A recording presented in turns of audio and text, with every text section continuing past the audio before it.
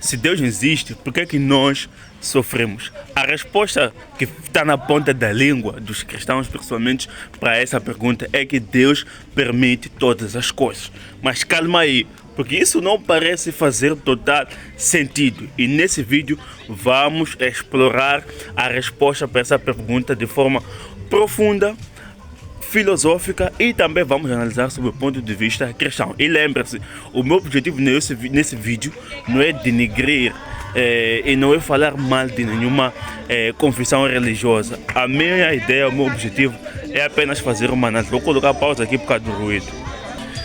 Havia interrompido aqui por causa do som, né? Mas eu dizia que eu não quero falar mal de nenhuma confissão religiosa, e também o meu objetivo não é atacar a fé, é simplesmente fazer uma análise para que juntos, né, possamos assim, pensar sobre esse assunto e se calhar abrimos uma nova reflexão e ter novas conclusões. Então, indo de volta à questão aqui, né? Muitas das vezes a resposta é essa, que Deus permitiu. Mas Deus permite que os seus filhos sofram. Isso faz muito sentido? Não faz. Não faz. E alguém pode dizer assim, não, mas não é Deus quem faz as pessoas sofrerem, é o diabo. Mas calma aí. Quem que criou o diabo?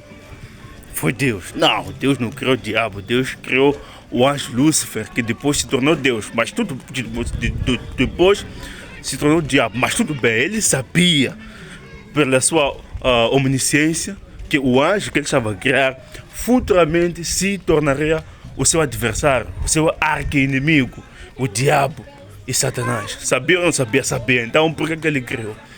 E mais, outra pergunta que podemos fazer é: Deus podia ter feito isso, não é? Tipo, criou o anjo Lúcifer, que depois se tornou o diabo. Tudo bem, até aí podíamos tolerar. O problema é quando ele cria a humanidade, Adão e Eva neste caso, e depois ele coloca um fruto proibido no meio do jardim, que pela sua omnisciência sabia que eles iam cometer o pecado, e o pecado lhes levaria ao sofrimento e depois à morte.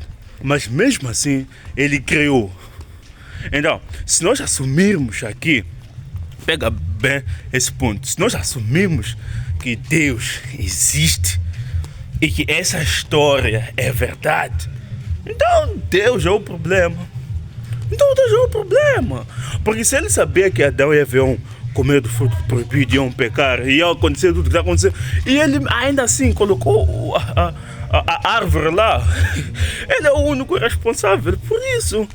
Essa é a primeira linha de pensamento. Se Deus existe e se essa história de Lúcifer, queda de Lúcifer, Adão e Eva, for realmente verdade, então o culpado pela maldade, o culpado pelo sofrimento é Deus. Agora, outra linha de pensamento que nós podemos ou que devemos analisar aqui também é a possibilidade disso não ser verdade. Porque a Bíblia,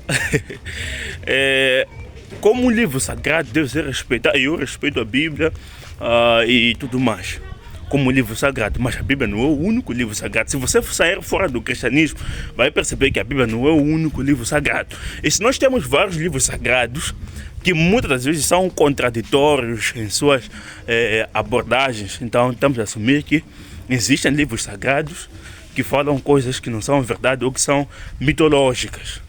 E muitas das histórias bíblicas, inclusive a ideia de que existe um Deus que mandou seu filho para vir morrer pela humanidade, essa história não aparece apenas na Bíblia, aparece em várias outras crenças, como também o Shang-Chi, né, que está muito mais para a Ásia, né, o Deus asiático, por aí vai. Então, estamos a dizer que esses livros sagrados contêm histórias mitológicas em comuns, e a Bíblia, por isso, entra nessa possibilidade de poder ser apenas mito. Não está a dizer que a Bíblia é composta por mitos, está a dizer que pode. Então, se nós entramos por essa possibilidade e assumimos que a história de Adão e Eva e da queda de Lúcifer é mitológica, acabou. Então, tiramos a responsabilidade da criação da maldade das costas de Deus. Essa é uma outra possibilidade. A outra possibilidade é que o mal e o bem sempre se acompanharam. E que talvez essa concepção que nós temos de que existe maldade, existe bondade, existe o mal, existe o bem, seja apenas uma concepção nossa, como uma tentativa de não assumir a vida na sua totalidade, como uma tentativa de tentar fugir dos eventos da parte negativa da vida. Mas se a vida de fato é composta pelos dois, assim como o dia é composto pela noite, pelo dia, então talvez devêssemos assumir esse fato. E isso será aquilo que Nietzsche chamaria de amor fato, amor à vida, amar a realidade, sem buscar explicações, né? Neste caso, sobre aquilo que nós não gostamos ou sobre aquilo que nós não temos controle. E para mim, esse é o caminho mais recomendável, esse é o caminho que parece mais lógico. Porque desde que nós temos informação da existência deste mundo aqui, o mal sempre existiu. E o paraíso, a ideia do paraíso, de um lugar sem sofrimento, sempre esteve de alguma forma ligado a questões mitológicas. Isso sempre esteve muito mais perto da mitologia do que da própria realidade. Conforme eu já havia dito, que está entrando uma chamada, está me atrapalhar um pouco. Mas para terminar, alguém pode dizer assim, então se você assume que o bem e o mal sempre fizeram parte a dizer que Deus não existe, não estou a dizer isso. Eu nunca disse que Deus não existe, mas eu questiono algumas formas de Deus que nós concebemos. Porque mais que perguntar ou mais que afirmar que Deus não existe, o que eu acredito é que Deus existe, mas não no formato em que nós vivemos pregando todo santo dia. E que tipo de Deus será esse? Por exemplo, Deus de Spinoza.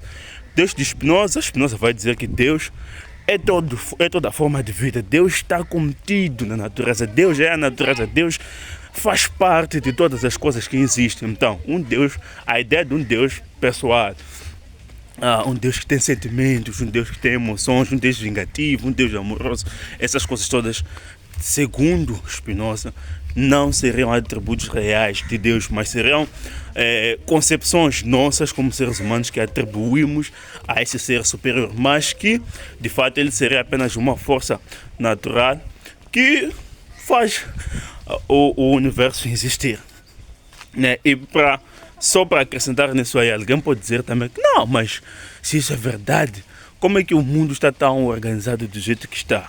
Para mim, esse argumento de que uma das coisas que provam que Deus existe é o fato de que o mundo, a complexidade do mundo, né, do universo, comprova que Deus existe, um criador intencional existe. É muito problemático, porque estamos a dizer que uma criatura é tão complexa a ponto de demandar um criador. Então, o criador também, pela sua complexidade, vai demandar um outro criador. Isso vai desencadear digamos assim, um loop infinito. Então, se Deus criou o mundo, quem criou Deus? E se encontrarmos quem criou Deus, quem que criou essa pessoa que criou Deus? Então, esse argumento também cai por terra. Portanto, como forma de concluir aqui, o que me resta, o que me parece mais viável, é que realmente o bem e o mal sempre fizeram parte da vida e que a gente deva, de fato, aprender a aceitar esse fato e conviver com isso. Ou seja, nós cultivamos o amor fato em nossas vidas. A chamada insiste, então vou ter que terminar por aqui. Deixe o seu like e também a sua opinião sobre o que você achou desse raciocínio. E faça o D. Aliás, se inscreva no canal também, porque isso faz parte e é muito importante. Peace.